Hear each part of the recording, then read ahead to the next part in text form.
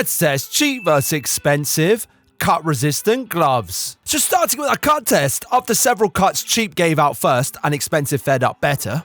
Now moving on to our melon grip test, and they both actually perform relatively equally. I got good grip on the melons on both of them. Next up we have our cold weather test, and we can see that cheap gets a lot colder quicker than expensive, which will insulate your hands more in the cold weather. This brings us on to our overheating test if you're doing a lot of work, and we can see after doing a number of star jumps that actually expensive gets quite a fair bit hotter than cheap. Taking a look at the thermal camera, we can confirm this. You can see the hotter spots on expensive. Moving on to our waterproof test, and neither of them are actually waterproof at all. My hand got soaked and they absorbed quite a lot of water, although expensive absorbed a bit more. Now moving on to our breathability test, and we can see that they're both actually quite breathable, although I would say cheap is slightly better than expensive, but this makes sense from our cold test.